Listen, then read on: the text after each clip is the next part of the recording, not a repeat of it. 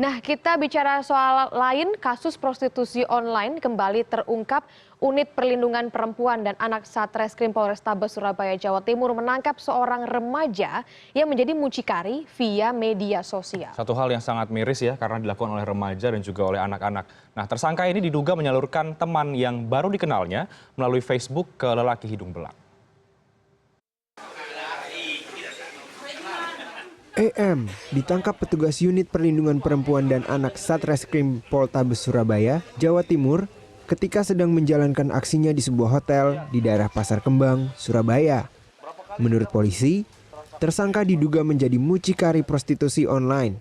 Modusnya, tersangka memperkenalkan teman-teman wanitanya dengan cara mengunggah foto-foto mereka dalam sejumlah grup di media sosial Facebook dengan tarif antara Rp500.000 hingga Rp1.000.000. Terus apa keuntungan yang bisa diperoleh dari hasil pekerjaan? Saya nggak menerima keuntungan dia, cuma saya bantu dia. Dia kan banyak anak juga, ada anaknya, buat anaknya. Penerapan terhadap tersangka tindak pidana perdagangan orang yang menggunakan media sosial Facebook sebagai sarana untuk bisa membuka jasa layanan kepada pelanggan lelaki hidung belang. Dari tersangka, polisi berhasil melakukan penyitaan uang Rp500.000 dan dari pendalaman ternyata diketahui bahwa tersangka dan korban baru berkenalan sesama beberapa bulan ini. Dan tersangka yang bekerja sebagai pemandu lagu karaoke tersebut mengaku dalam sebulan ini baru 2 kali menjalankan aksinya. Tersangka kini mendekam di tahanan Polrestabes Surabaya dan dijerat pasal 296 KUHP tentang prostitusi dengan ancaman hukuman maksimal 15 tahun penjara. Tribroto Purnawanto, Surabaya.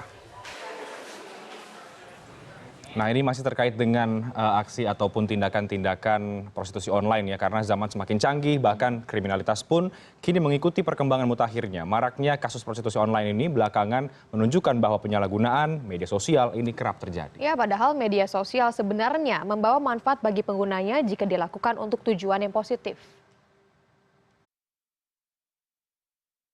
Saat ini, media sosial tak hanya digunakan untuk menunjukkan eksistensi diri, namun juga jadi tempat untuk berdagang.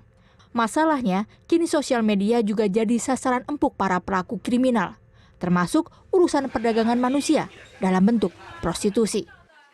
Kasus di Surabaya contohnya, di mana seorang remaja diduga menjajakan teman-teman perempuannya pada pria hidung belang lewat grup sosial media Facebook. Kasus ini nyatanya bukan yang pertama, karena sebelumnya juga banyak kasus serupa, di mana seorang pelaku prostitusi atau mucikari dengan sangat berani berjualan lewat sosial media, Facebook dan Twitter. Para pelaku prostitusi via media online bermacam-macam, tak hanya di kota-kota besar, bahkan di daerah terpencil pun ada.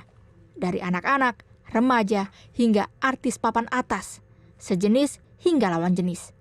Pada Mei 2015 lalu, polisi berhasil menangkap seorang mucikari prostitusi online bernama Robi Abbas. Dalam pengakuannya, ia telah menyalurkan sejumlah artis ibu kota pada sejumlah pria hidung belang dengan tarif hingga ratusan juta rupiah. Sementara pada September 2016 lalu, polisi juga mengungkap kasus prostitusi online anak untuk kaum homoseksual di Bogor, Jawa Barat. Prostitusi online begitu mudah dicari, begitu mudah ditemukan. Jumlahnya tak terhitung dan seakan tak bisa hilang. Mereka yang tertangkap hanya sebagian kecil saja. Julung Sintawati, CNN Indonesia.